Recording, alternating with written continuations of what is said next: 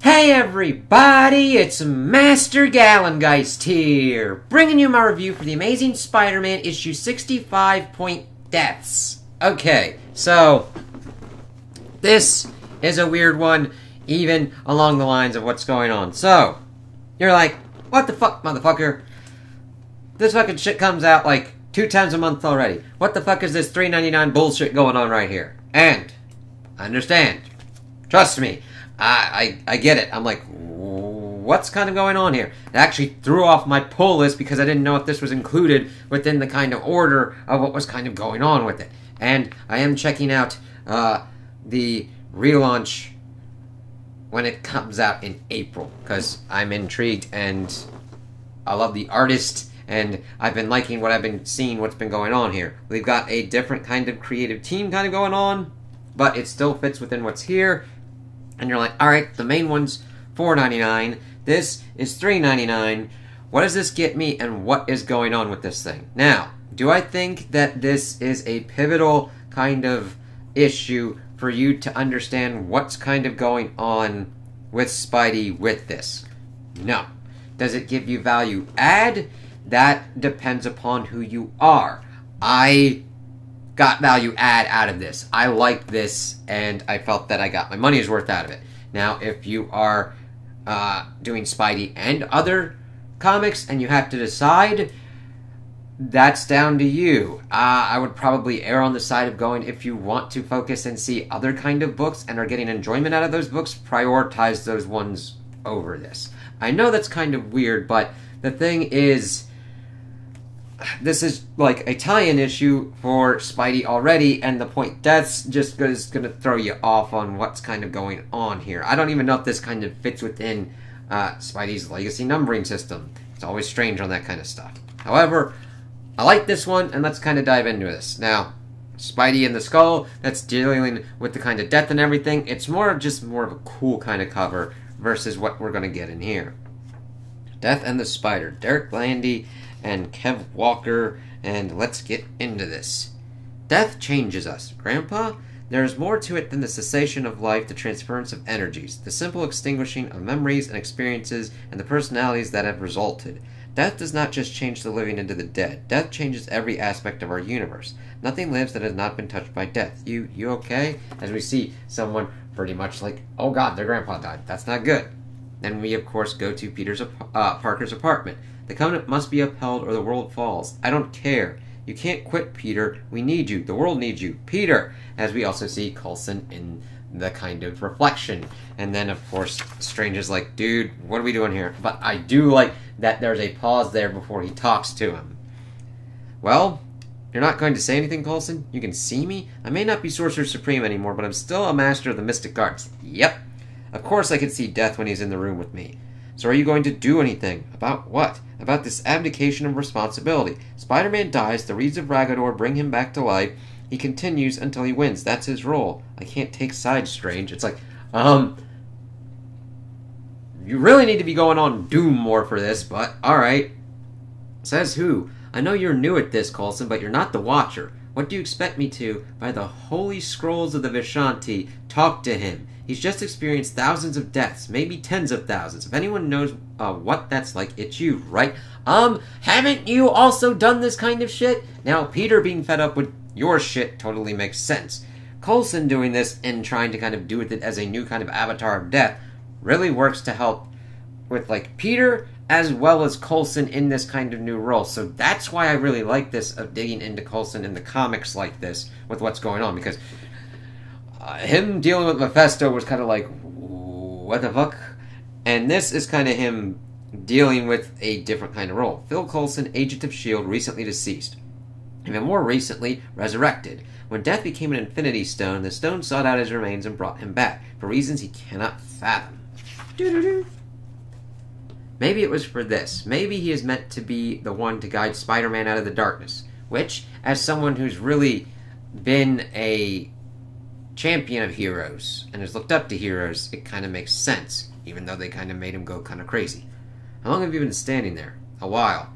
You went out for a hot dog? I was hungry. Can we talk? Spider-Man is a hero after all. Slam. And what is Phil Coulson if not a fan?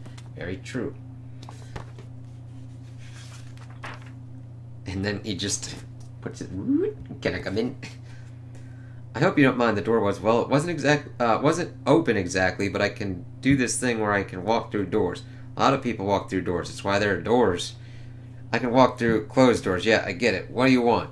I think I was sent here to guide you out of the darkness, or talk to you, or whatever. Can I sit? I don't care.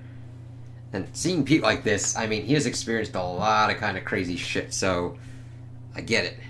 When I was 6, and then he, of course, stands up to talk about this, which is important, because we see him actually sit down and then stand up to kind of talk about this. When I was 6, my grandpa died. I was the one who found him, though I can't remember much about it. I was 6, you know. Next time death had any effect on me was when our dog died. Time after that, my father. That one, well, I don't know why the Death Stone chose me, is what I'm trying to say. There's no special relationship, no unique connection. Why it brought me back to life instead of literally anyone else, I do not know. Death is a mystery even too. You're here to try to coach me through this moment, right? You don't even know me.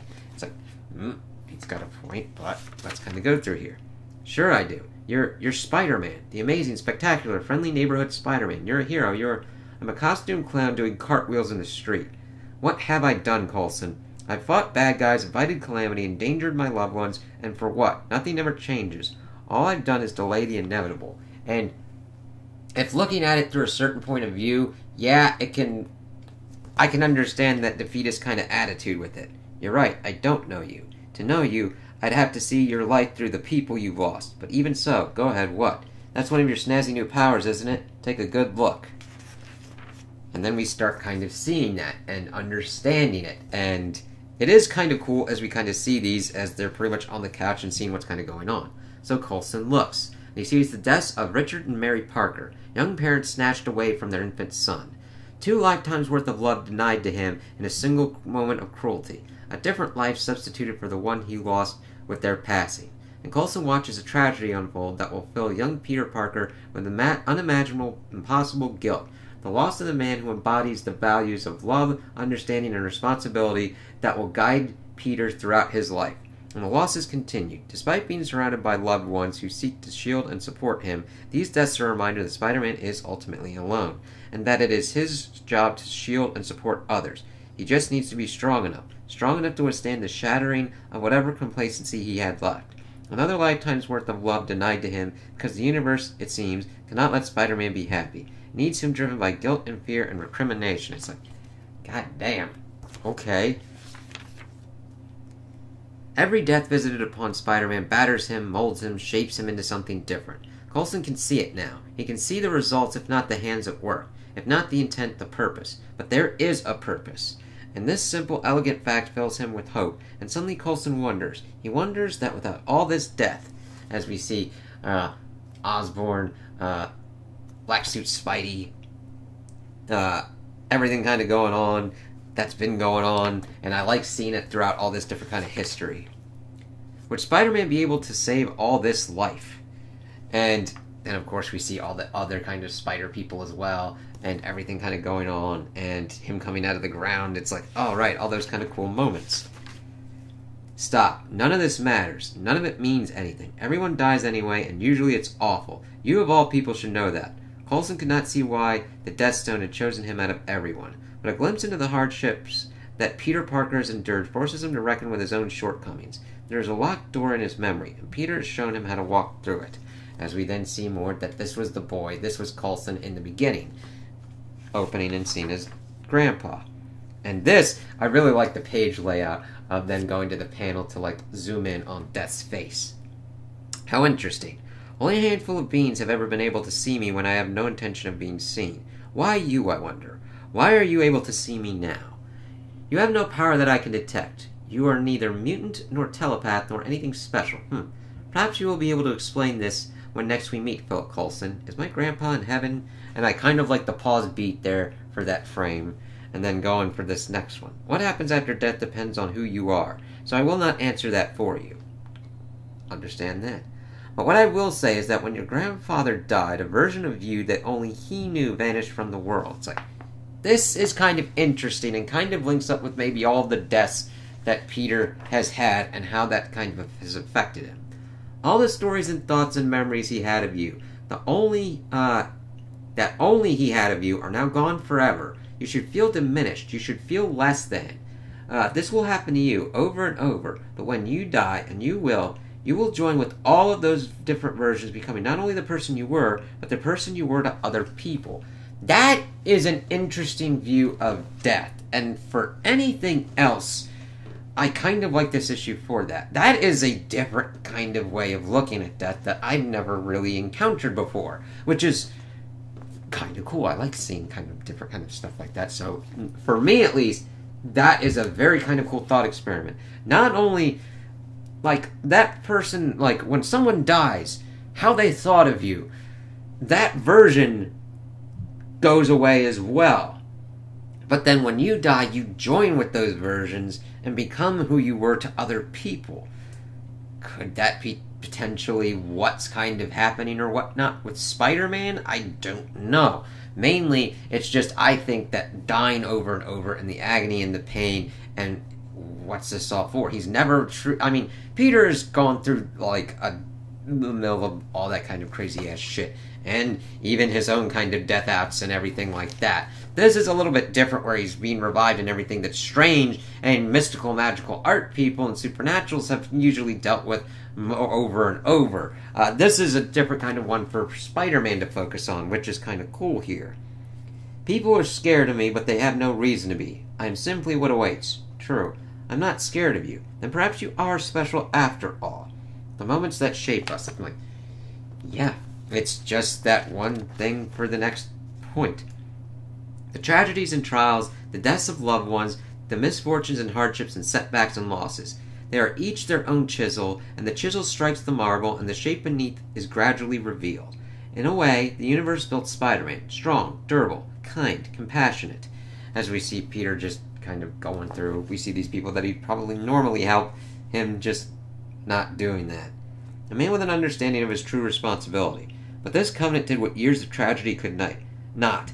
Death after death after death, beyond what even death himself sees daily on this planet. The reeds of Ragador saved Peter Parker, as he's getting a pizza and then eating it on. But death killed Spider-Man.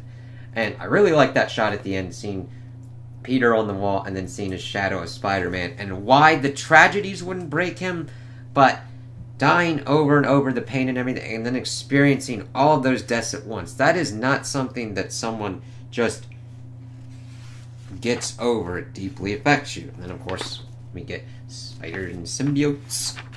And then a look for the next actual issue with Spidey kissing Felicia. So, I really enjoyed this one because I like the look at where Peter is in his life, the kind of overall look of how he has dealt with death, and what death has been kind of going with him, and this examination of Coulson as death.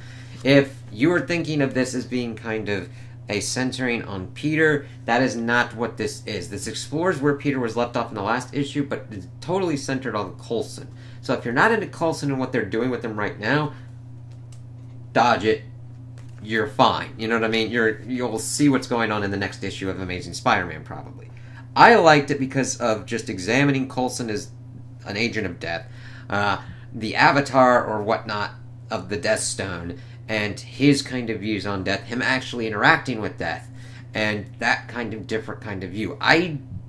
That was an interesting kind of aspect, and just even for that of learning was great. And the art was great. I can't really say how much the writer had for a voice of Peter, because Peter is a very kind of crazy situation, so I would like to see what they would do with an actual Peter, but I love their handle on Coulson, and Coulson trying to help Peter out of this situation, even though we didn't really get any kind of resolution completely on that in this issue. But I mean, that's not the job of this. We still got the main kind of series to deal with, so this is definitely a weird one. It's definitely one that I enjoyed and liked and got value and money out of.